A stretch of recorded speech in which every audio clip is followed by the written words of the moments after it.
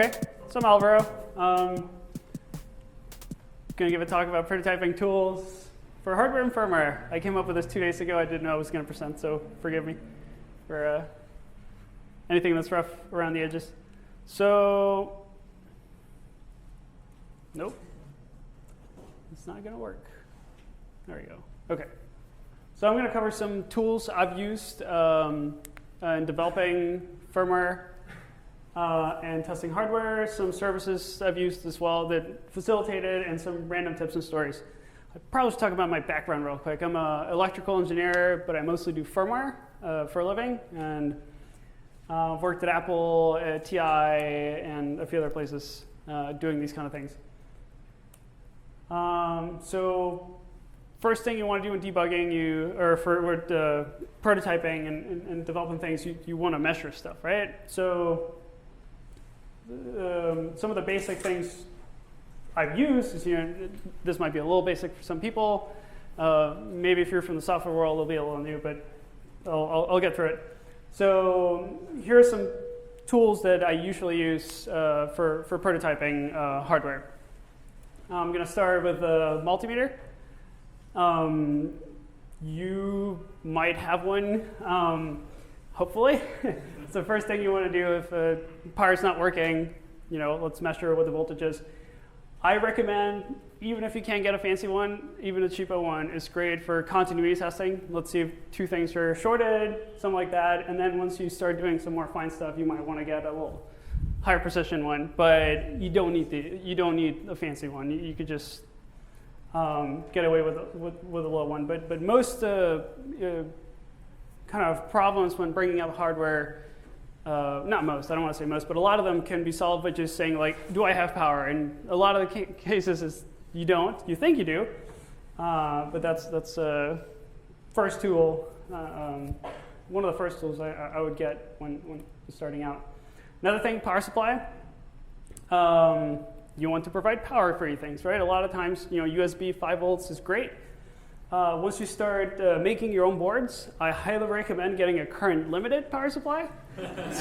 So when you're plugging in your board for the first time, you might want to lower the current limit. So if it is shorted or something's wrong, it won't blow up. Which it's very annoying when you brand new board, you put it together and just smoke. So current limited power supply is great. Again, not needed, but it's very helpful when bringing up new hardware. Soldering iron, again, you've probably seen them. A lot of you probably have one. This one is one I will not recommend getting the super cheap, I used to say Radio Shack, but that's not a thing anymore.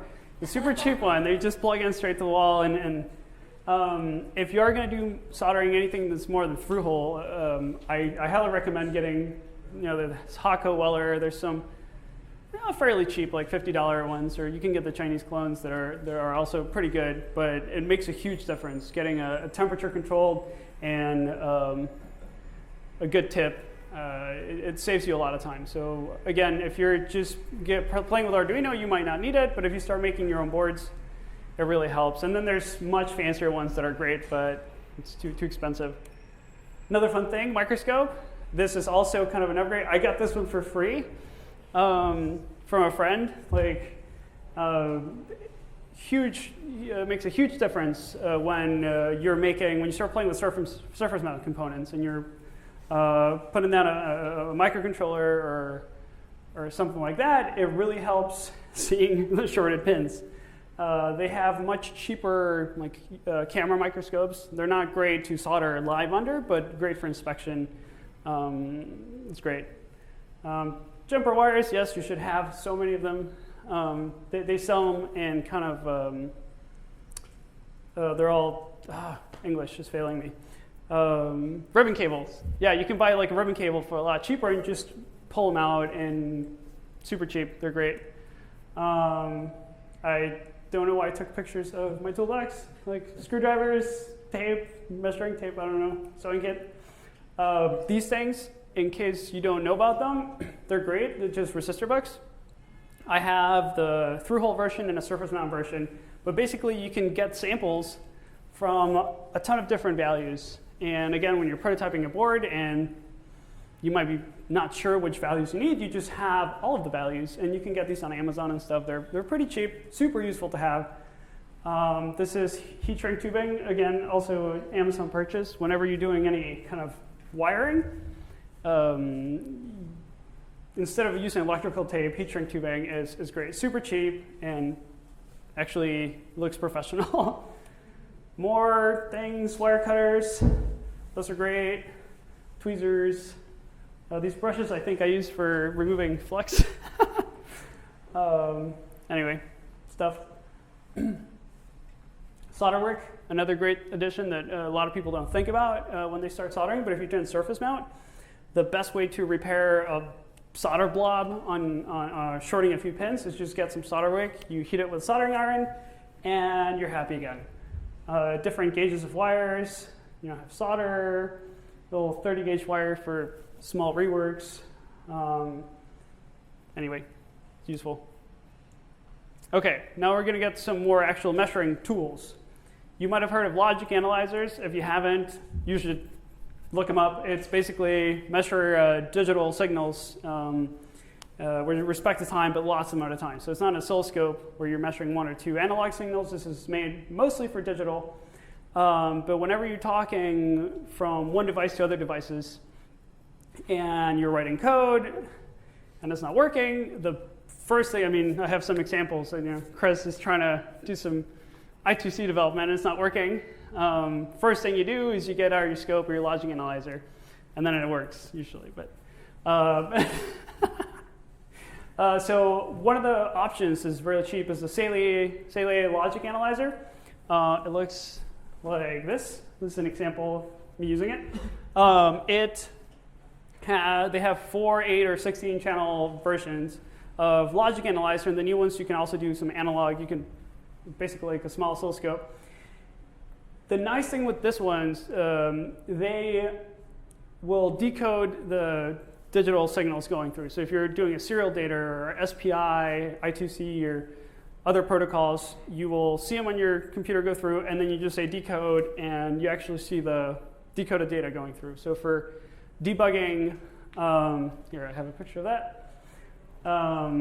Like this is serial data. So here's the digital signal, here's the analog signal, and there's the decoded data. So this is very helpful when I think in this case I was going over infrared. So I had an infrared transmitter, a receiver, and I was sending data. So I have this is what's, I think is the signal I was transmitting, is what I was receiving on the other end. A lot of times it doesn't work. For example, one of the receivers was inverting the signal, and it was not obvious to me because I would still see some garbage on the other side, but once you get your logic analyzer, it's very easy to use. And these, you can get them from the range. You can get like Chinese knockoffs pretty cheap. How about the bus pirate? Oh, we'll get to that. Yes, I will, absolutely. So this is mostly a measuring tool. This does not provide any signals. It is cross-platform, so if you use Windows, if you use Linux, if you use Mac, it works on all these things. So it's very useful. For example, in this case, I was reverse engineering this quadcopter, and I was measuring the signals on the radio receiver here and the radio transmitter. So I was trying to figure out what the radio protocol was. So I could use one logic analyzer to see the data on both sides and figure out what was going on. Very useful. Another option, the Analog Discovery 2, I just found out about this about a couple months ago. And they call it a portable USB laboratory, and they're right. It's got a 2-channel oscilloscope, so it's a 100 megahertz scope basically. It's got a waveform generator, so you can produce your own signals. It's got a logic analyzer, pattern generator. It has a power supply, so you can tell it, okay, I want plus 3 volts and minus 3 volts, and you just get it. If you want 1.5 volts, it'll just put it.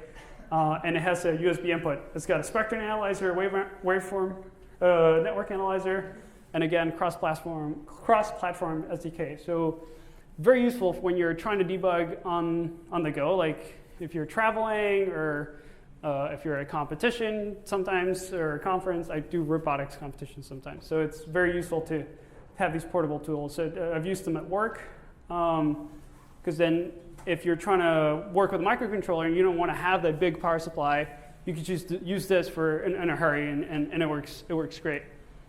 Here's some example of it measuring something. I got this off the internet. Regular oscilloscope. If the thing with these guys is it's a USB interface, so it will take like 8K samples and then display them on the screen. And to change voltage ranges or time ranges, you have to just click and drag. So it's not super interactive. Regular oscilloscope, this is one of the cheap Rigel ones that's 50 or 100 megahertz if you update the firmware. They're great for live debugging. So if you're seeing a signal and you just want to kind of zoom in and see what you need, it's great. You don't need a computer. So if you're debugging, one time we were doing battery charging on an electric car, so you don't necessarily want to bring your computer out, and you just brought the scope, and it was great. One thing to note, you might be asking, like, what's the difference between discovering this and the logic? The Celia logic, the new ones have USB 3, and they basically stream the samples. So this thing will measure as fast as it can and just send them up to your computer. And the limitation of what you can measure is your RAM, basically, memory. So this thing is fantastic for doing long-term captures of, let's say there's some bug you're running into, but it happens sporadically, so you don't know when you need to measure. So you just leave this running. And once you see the issue, you can pause, you can stop it and look back and see what happened. This guy is kind of more of an oscilloscope, so it's a higher resolution. You can set a trigger, but you're only going to have those 8K samples. So if you're sampling really fast, it's a very zoomed in version of it. So the logic is great for, you can do very, very long captures at pretty high speeds if you can. Once you get like expert mode, if you want to do some high-speed USB, the Beagle 480, it's a USB protocol analyzer. So you put it in between your computer or your USB host and your USB device. And if you've ever done any USB firmware development, it is extremely frustrating. It's not easy. And this thing, they're not cheap. There's a full-speed version that's a lot cheaper, but it pays for itself. If you're making a product that you're getting paid for, this is one of the first things I would get if you're doing USB firmware development. What's the price tag? So this one's a little over $1,000. There's like one that's a few hundred for the full speed version, which for most applications that's fine. That's 12 megabits per second. This one's 480 megabits, so it's the faster. And then you can go to USB 3, which is way more expensive, but it's it saved me a lot of frustration. It's also cross-platform. It works on Windows and Mac at least. All right, so you've been measuring things. Another thing you do while prototyping is you want to talk to things. Dev boards, yes. Forgot about that. So these are some of my dev boards. Different microcontrollers, different vendors. They will usually make development boards, right? So I want to develop on a Arduino or AVR or an STM, a ST Micro or a TI. They have all these dev boards. Usually you can get them for free if you ask nicely or just go on their website. And I've accumulated a bunch. So these are great for like here, I want to learn Bluetooth on a Nordic chip. Use that one. So I've collected a bunch of these, and usually sit in a box and you don't do anything with them unless you need it for a project. And then one of the things I wanted to talk about is, hey, I have all these really cool dev boards that are just sitting there. So why can't I use them for prototyping? So I'll cover some of that in a bit. Mbed. Has anyone heard about Mbed? So you want to write code for your microcontrollers. Usually you can download a compiler, you can do all these things. Mbed is a web compiler. It's by ARM, the company that basically designs most of the microcontrollers out there, or designs the core, and then other companies license it. But it's an online compiler, so you go to your web browser and you write your C++ code, and you hit compile, you download it, and then some of these dev boards just show up as flash drives. You drag and drop the firmware, and you're up and running.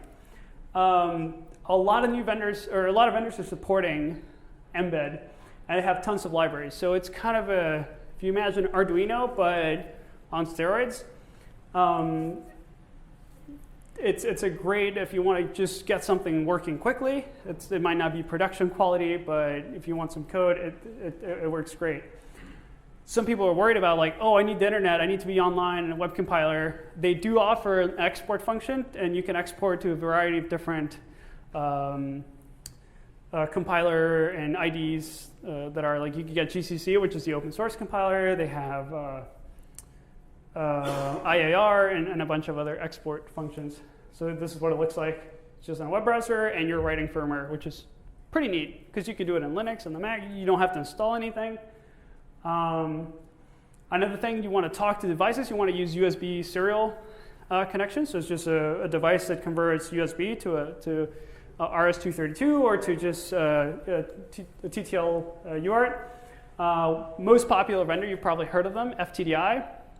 They make some really nice chips, but they have some awful firmware and some interesting business practices. Don't get counterfeits if you're using Windows, because they will brick them for you. It's very nice of them. I will get back to the don't trust anything part. It's kind of a debugging story I got.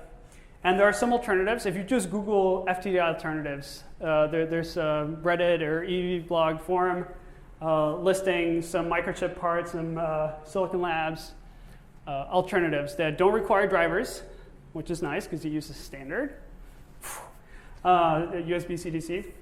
So yeah, it's great. The don't trust anything. It's a quick kind of side story about a debugging issue I had last weekend. I was working on this thing, which I will get to what it is in a little bit. But I put USB on it. It's a new board that I will explain what it is, but it basically has a microcontroller USB. I wanted to get it working. So when you're bringing a new board, you might want to do like, oh, I'm going to do USB and it's going to be great. If you want to get it working, put a serial port on it as well, because USB, again, like I said, it's hard. I lent someone my USB analyzer, so I was just kind of going blind. So I put a serial port on it, so I could do a kind of a serial console, so I could just type commands and talk to my device. I was playing with it, and it was working until it wasn't. So I was talking to it, and then it would stop replying. I could still send it commands because I could make it do things, but all of its replies were just not happening, which was very frustrating. So I would reset it, and it would work. I would reset my program, my serial terminal program, and it would start working again, which was very weird. I kept trying, and of course, the first thing you suspect is your firmware, because it's a brand new device, brand new firmware. That's probably what's failing. It's my fault. I'm going to have to look at my code. And I looked at my code, and it seemed fine. OK, it's not working. Let me bring in my logic analyzer. So I started looking at the voltages, and the device was receiving the serial data, and it was replying just fine. So my device was working, but for some reason, the serial terminal on the computer was not receiving data, except every time I reopened it, it would work again. So I'm like, OK, let me take out my device from the equation. So it's an FTDI to USB, USB serial chip. So I took it out. I connected receive and transmit to each other. So I could just type a letter, and it would come right back. And I would just bash at the keyboard, and then it would stop working after a while. So then I wrote a Python script to do that for me, and time how long it would take from starting till it stopped working. So I was like, oh, maybe it's a buffering, like a buffer issue. So Linux, I'm running Ubuntu. Maybe it has a 4K buffer and it fills up, and for some reason it's not getting emptied, and then it stops working. So I wrote my Python script, and I'm excited. OK, it's going to be constant. It's all going to be the same time, same number of characters. I run it, and in like 20 seconds it stopped working. I run it again, 80 seconds. I run it again, 4 seconds. So at this point, I'm very upset that this is not working.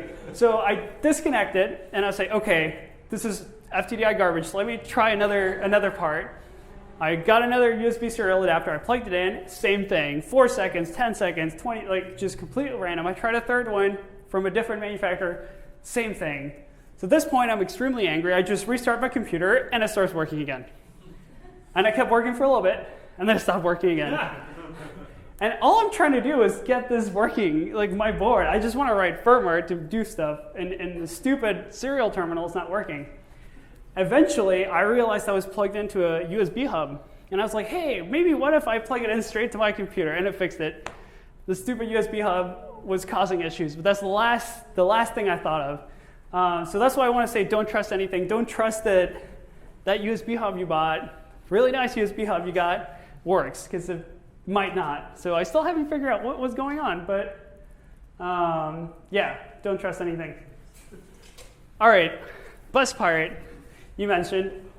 This is a device you can use to talk to other devices. So it's a USB device that can talk through I2C, SPI. These are all serial protocols. JTAG is to program microcontrollers, UART is serial, one wire, bunch of other stuff. It exposes a serial terminal again, so you can come up with a serial terminal and you can type commands and say, do an I2C write or read. Great tool, is open source. It's done by Dangerous Prototypes. You can buy it at C-Studio. Not very expensive. I've used it before. It's nice. I'm not the huge fan of the interface, but it works. And so it's a great tool. From Dangerous Prototype is in Sunshine, and if you ever there, you should look him up. Yes. Because they do fabulous, before the Maker Fair, they do fabulous camps Studio, yeah. for a week in Sunshine, where they actually teach you stuff. Ian is great. They have that. I'm also going to talk about the Bus Blaster. Dangerous Prototypes, awesome resource. Another thing is the GoodFed and the GreatFed. So GoodFed was done by Travis Goodspeed. It's another tool that was done for a single purpose, but eventually started growing. It was done to reprogram a certain device, and then it became a USB to I2C, SPI, all these things again. But it hasn't really changed much recently, and it's running on a MSP430. It's not the fastest. So Michael Osman of Great Scott Gadgets decided, hey, I'm going to make the GoodFed great again, and he made the GreatFed. Yeah, he had the red hats during Black Hat, make the GoodFed great again. So this is under development. It's a really fast part. It's an LPC 4300, but it's high-speed USB, and it's basically going to be the only USB to anything tool you'll ever need once it's ready. They're still working on it, but keep an eye out for it. Silta, this is something I developed. I have these STM32F407 microcontroller dev board. This is an ARM Cortex M4. I use it for everything. And I said, I have all these dev boards that I've acquired over time. Why don't I make them useful? So I wrote the same thing all these other devices do. It's a USB to SPI to C80, so you can do analog in, analog out, PWM, you can toggle pins, all that stuff.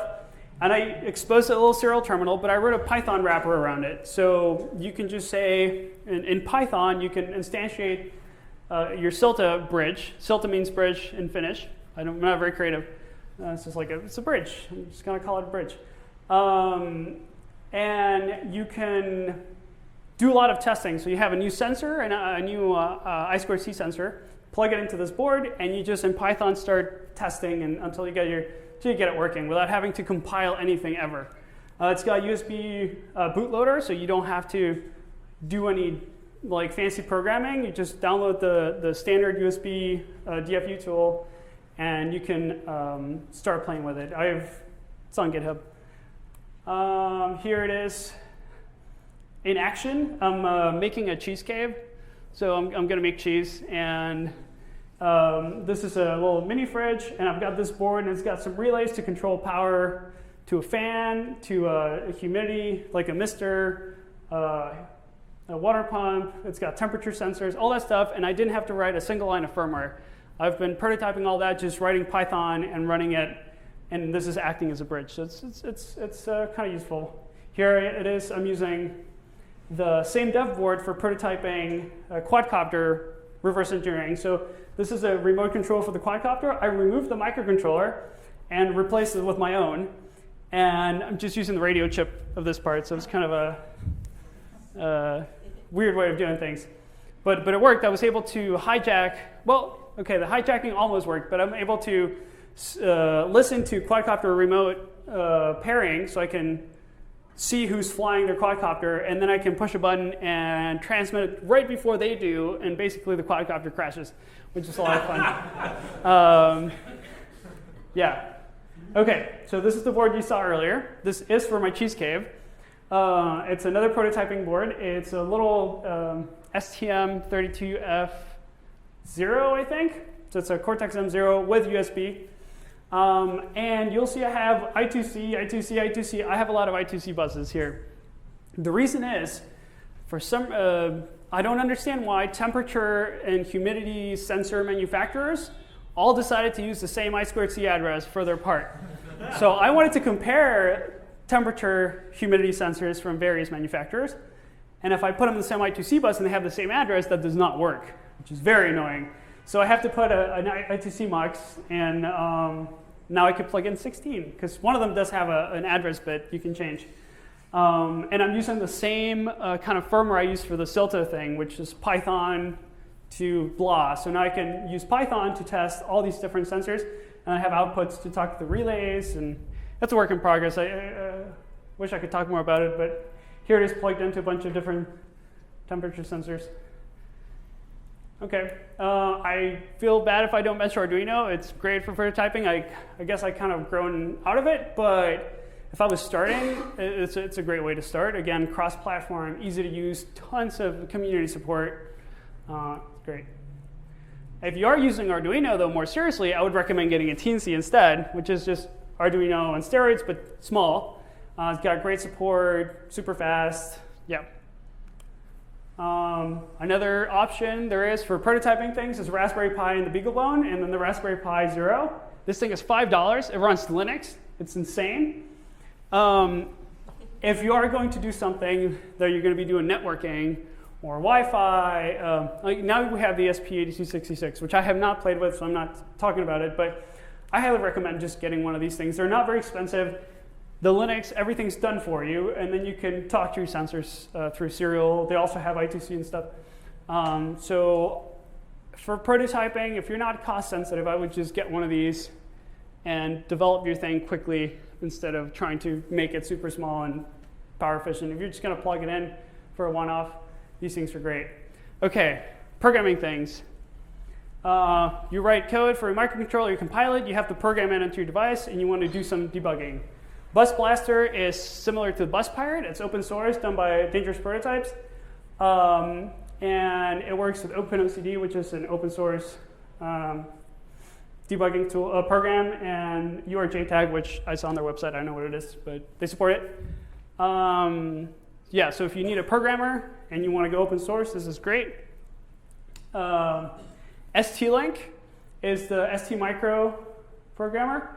Every development board that ST makes has an ST-Link programmer. So this whole thing is a JTAG tool. It's a serial wire debug for ARM, but you already have probably a debugger if you have any of these dev boards. You can unplug these here and use it to program other boards. So remember that. If you're ever like, oh, I need a programmer for an ARM chip and I don't have one, you probably do if you have a dev board.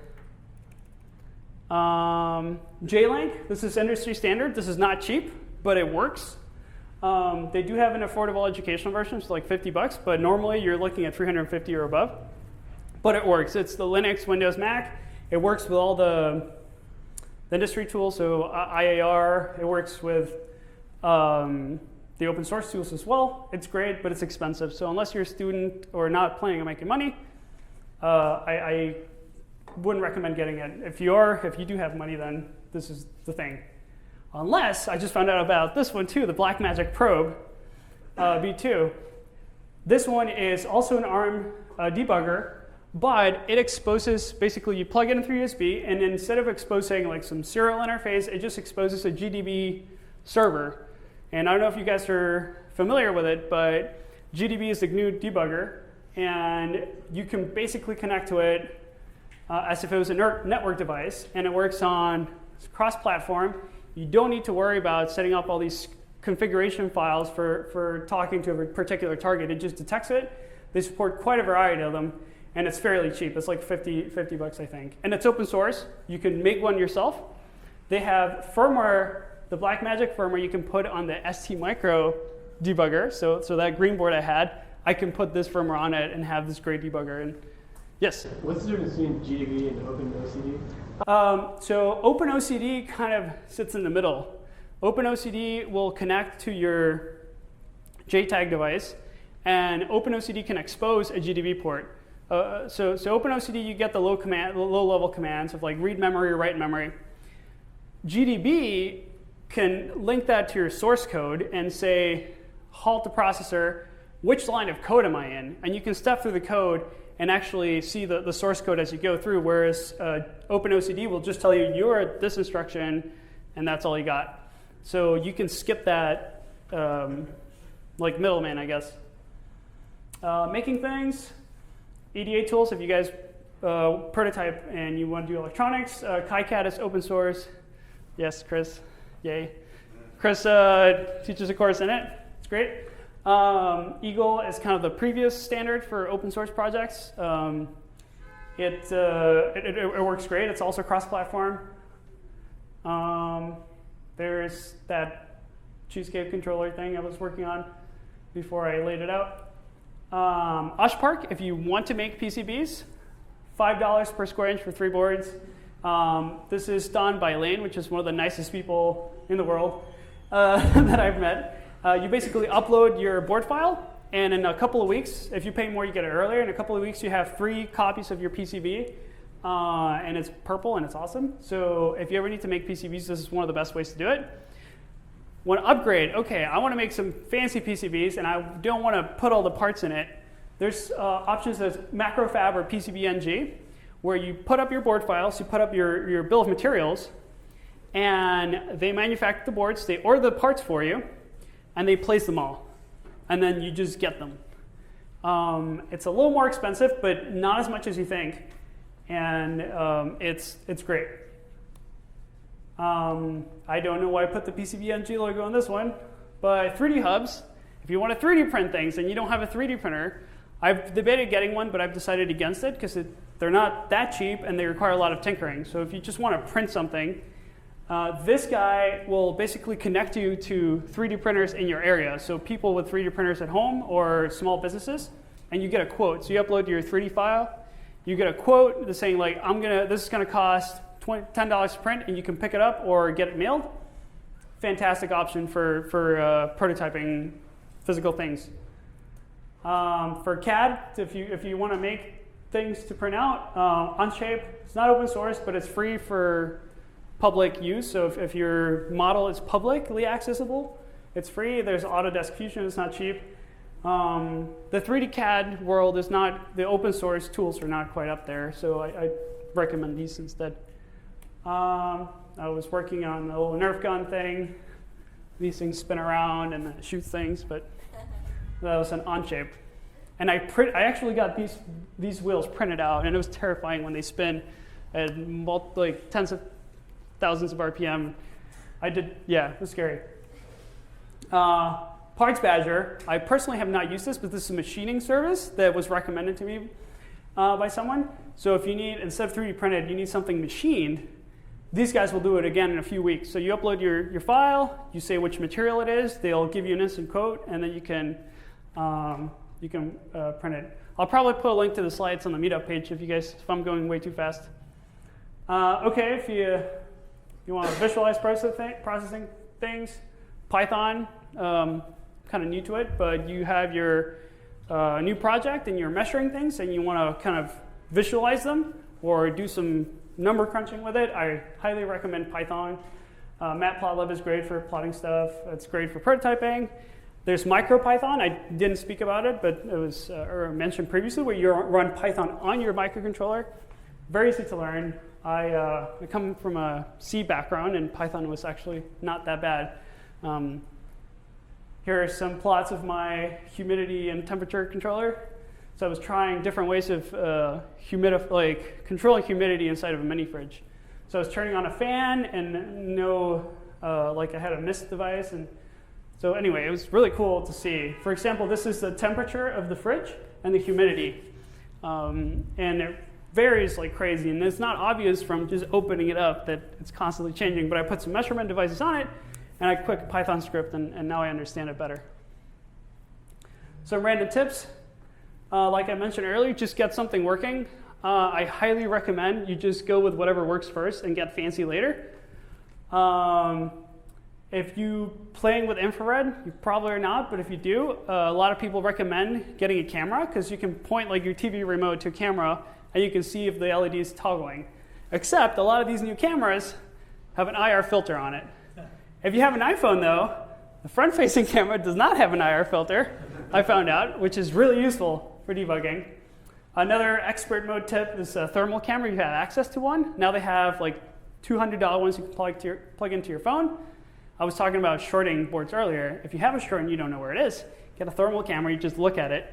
If you have a big power supply and you don't mind losing a board, you just crank up the current limit and it'll just pop, and then you know exactly where the short was.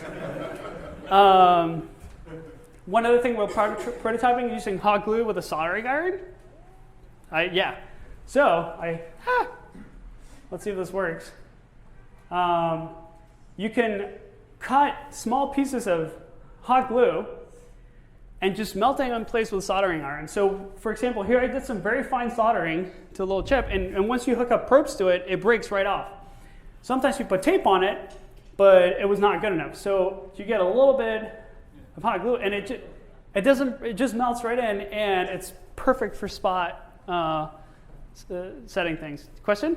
What temperature is the iron? It's the same for solder. It's probably like 600-700 Fahrenheit. But yeah, it's one of the best tricks I learned from lab tech at work. It's just like super useful. This is again quadcopter. No.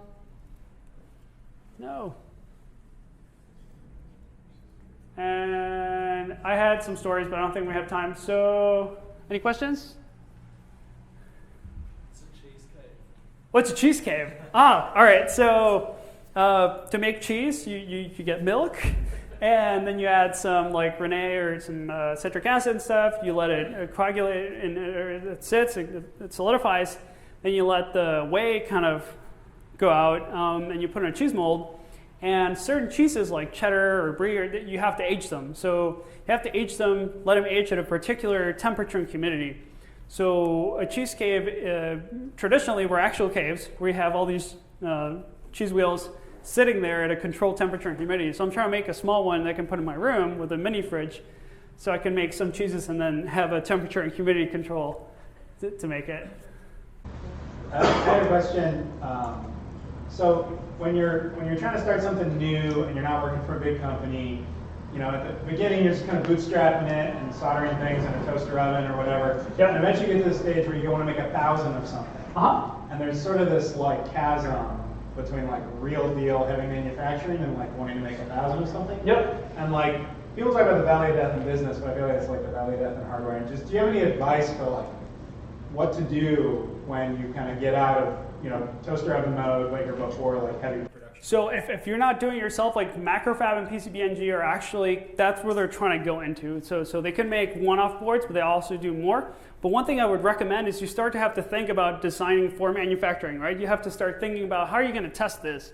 Because if you have someone else making it for you, and you're not necessarily there, you want to make sure the thing works before you package it and ship it to someone, right? So this is where you start getting into making little programming jigs or testing jigs, some testing scripts, because once you have a quick testing system, you could hand it to a manufacturer, and if it's 1,000, people start listening to you, right? When you have to make that kind of volume. So I would mostly focus on making it easy for a complete stranger to make this and test it. I was just going to ask, do you have any recommendations on injection molding or like the physical part of that stage in the product process? I would defer to some people that have done it. Jason? Proto mold might be nice to check out. Injection molding at 1,000 units, again, that's a bit low, yeah. Kind of another bug. For smaller quantities, you could look at polyurethane casting. But again, it's like that's good for like maybe a couple hundred. Yeah, you're in that zone where it's like, I know. yeah. Well, that's when you start doing the Dave Jones way of using your PCB as kind of the cover, and you use like pre-made boxes, and that. So it's not very sexy, but it works. Any other questions? Yep. All right. For PCB design, do you prefer KiCad or Eagle? I've started using KiCad a lot more recently, but Eagle's also improving, which I haven't gone back to check it out. 'Cause someone took over it that kind of came from the Altium world, but now he's... Matt used to work here. Yeah, I don't think he's here, but yeah, Matt's kind of in charge of Eagle now, and I kind of have hopes. It works. It's kind of... They all have their quirks, right? So as long as you learn the quirks, it's fine. And the best one's the one you can use and you're fluent with. So if you practice with Eagle, that's going to be quite good. If you practice with KiCad, it's going to be quite good. If you haven't done anything, I'd recommend KiCad just because it's free and it has some more features on the free version that other tools don't have, like the push and shove routing. Once I found out how to use it, it's very convenient. Yeah. I think that's it. Okay, great, thank you.